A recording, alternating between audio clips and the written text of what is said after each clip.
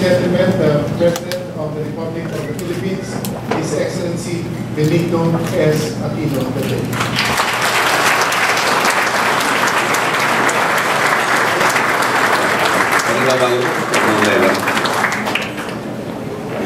Secretary Session Purisma, Administrator Jerry Sibel, Mr. Ramon, belated happy birthday po. Pero pakiusap na huwag natin kakalat ng birthday niya kahapon. Sige po yan.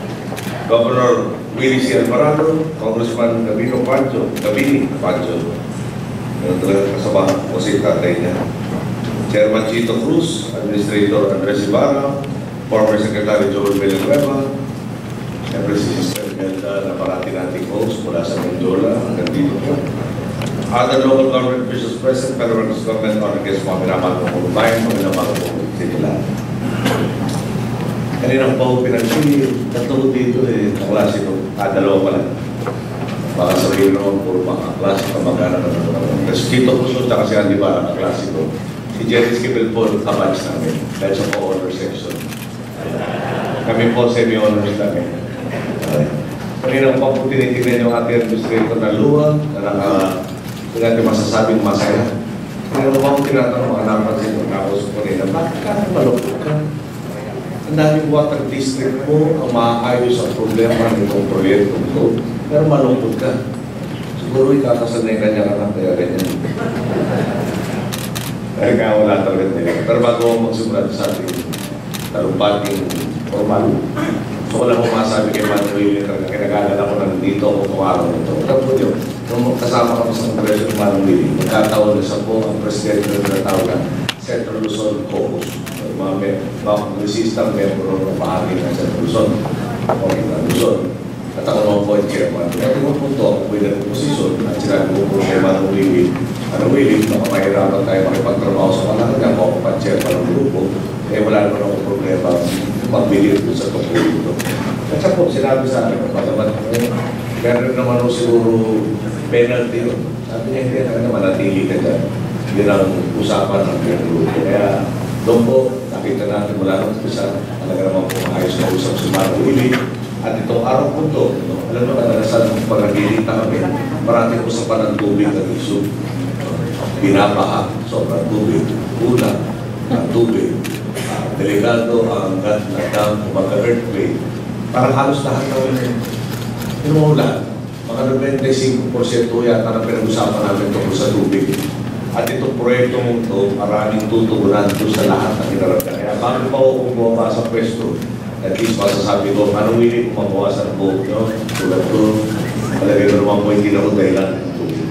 Kaya, congratulations po sa inyo. Ngayon, parang active si Mano Willie at saka si Joel Villanueva. Ang nandito, si Mano Willie bahala. Pagkatapos mo sa Maynila, si Joel naman nagpapakala. May kulang sa Bulacan. Dito na po tayo sa malabagin natin talumpati. Patin po natin kung gano'ng mahalaga ang tubig. Ito ay kasi ang mga palang buhay. Kaya naman, simula pa lang natin terno, agad natin tinutukan ang mabuti pangasiwa nito. Ang masaklap po, kung ating direkta, tingnan natin yung servisyo ng sektor na ito dahil sa kapabayaan ng nakaraan. Ang direkta nating sistema, watak-watak, kanya-kanya, barbar. Isipin po rin yun. Isang sektor lang ang tubig. Pero nangangasiwa po nito ay 30 ahensya naghahati sa pamamata nito. Sobra-sobra na nga ang bilang na ito, kapos-tapos pa ang kanilang servisyo.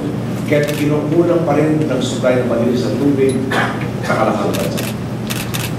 Tuloy po, imbis na lumaloy ang benepisyo sa sambayanan, naiipit ito at ilan lang ang narinig.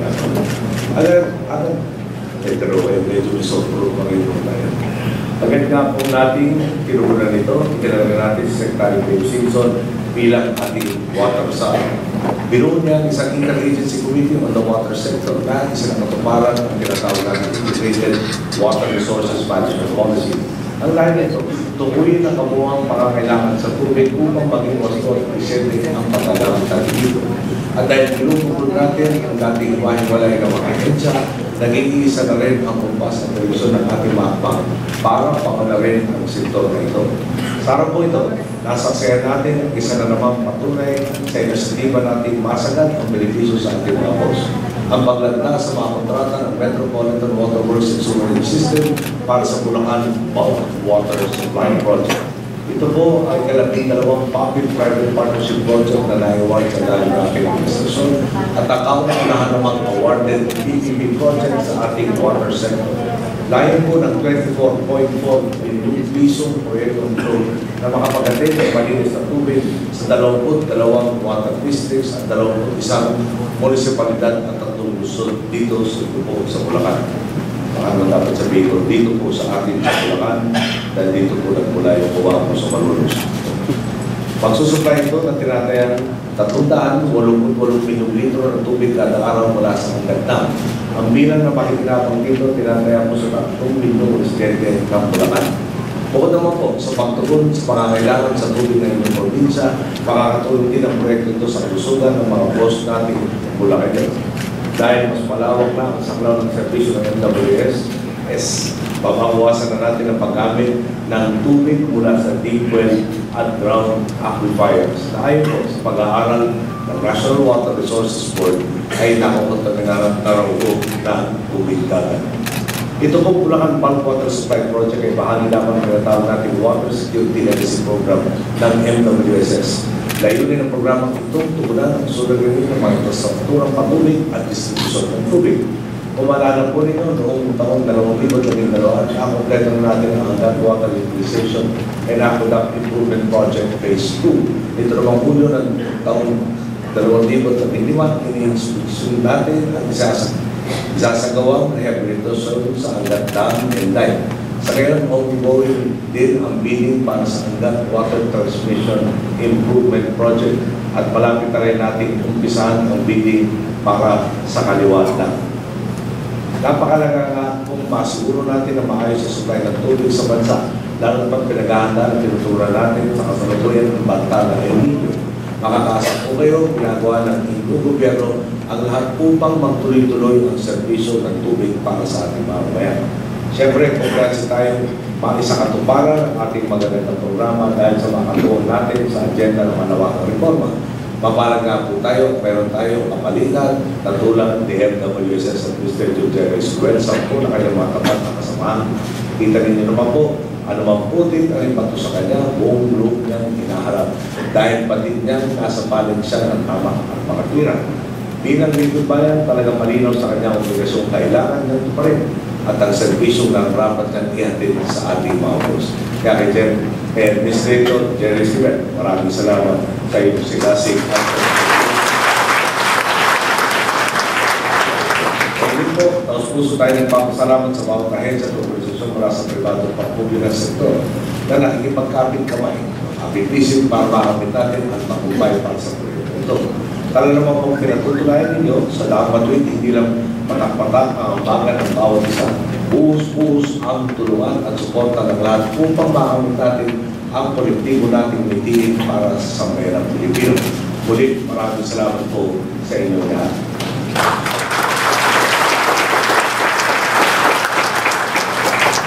Punto sa walang bigyan ng pansin ang mga ginagawa ko na ating puting kaibigan sa Ramon natin. Alam po nyo, may mga question kunyari sa kuryente sa Mindanao at hindi ko na po papasukan yung detalye kung bakit hindi ganun kadali yung sitwasyon. Pero maiiwan po natin at ihamak napakaganda ng sitwasyon sa Mindanao kaya sa ating putingan natin. Kaya po, kaya may pangangailangan ng Pilipino, ako pa yan, mga una po ng Mistaman, tinulungan tayo. Pinato na nila yung binabago na yung tinatawag na modelo sa ating kuryente na kailangan po nang naibenta ng lahat ng ipoproduce sa kuryente bago itayo yung planta. Siya po yung may mga tinatayo ng electric and power plants na sasama sa competitive bidding para maibenta ng produto. So, imbis na pakita mo na may yung tinutulan na tinutulan nila pati yung kakailangan natin sa harap. Yung po bidding to sa Calax sa expressway. Halos doble yung kanilang bid.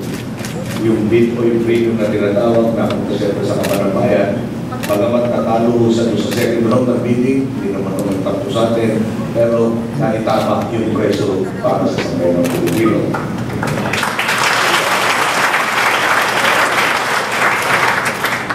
Yung tubig, yung transmission, direct tama tanda mo, yung pinakabago doon sa tunnels, 1960, 1962, 61. Yung pinakaluma po doon sa transmission tunnels, 1932 po. Yung po yung taon na napakanakapatay. Tapos, yung 62 ang pinabago. 68. Yung 68 naman po, halos ko napakanakapatay ng aking mga awas. Ngayon, pwede naman hindi natin kaintindihan, bahala rin papalit sa akin. Baka naman sabihin ko, dami pinamahal sa akin problema, baka naman yung susunod sa akin maging boring ako rin wala sa problema. Ipasa ko na rin sa akin. Pero totoo, maghanap tayo ng ating kagamitan na 1968. Para 50 taon na umalos na ginagamit, na nagagamit para maayos. Pero may wear and tear na tinatawag, delegado na ulit, di ba na yung kondisyon. Sa totoo nito, lahat ng ginagawa natin sa kasalukuyan, manipulado, na ipapalit sa atin bawas na akong problema. Dahil paniniwala po natin, yung problema hindi tinutugunan na yun, na ipapasa sa susunod, tuloy ang mahirap sa kapwa natin Pilipino. At hindi tama yun. Hindi dapat gano'n ang gagawin ng gobyerno, biligyan ng poder ng sambayanan. So, ninyo lang pong iniito, bilang naman ang bayan, tungkulin mong tagulin, makakabuti sa mas nakakaraming marami. Ang tutok natin, hindi pagpapapogi, hindi sa pagpapanatili sa sarili sa pwesto, kundi sa pagtugon sa tunay na pangangailangan ng ating mga bayan. Hindi lang yun, kundi maging sa mga susunod pang generasyon. Ano mang reaksyon, lalo mang katindi ang mga patibos matatanong natin sa mahihirap na desisyon, buong group natin tinutupad kung sino ba natin tungkulin mga silbi ng tapat sa ating mga boss ng sambayan ng Pilipino. Palapit na nga po ng palapit ang sakandaan na muling haharapin ang bayan sa pagpipili ng mga bagong binulo ng ating bansa. Ang tanong, tutuloy ba tayo sa pagbagtas sa dahil mati o maaabing pabalik sa masalimuot na sitwasyon ng ating binatan? Nakita natin ang resulta ng kalakarang balugtod, unahan at kanya-kanya. Gayun din, kasi tayo sa positibong bunga ng September 20, tulungan at may malasakit sa isa't isa. Una naman po, ang tiwala ko, pati ng Pilipino ang tamang direksyon na nararapat na akin ng ating bansa. Pilipino pa rin ang magdadala sa katuparan ng politibong pangarap natin para sa mas maunlad at mas maginhawang Pilipinas. Ang araw po, maraming salamat po.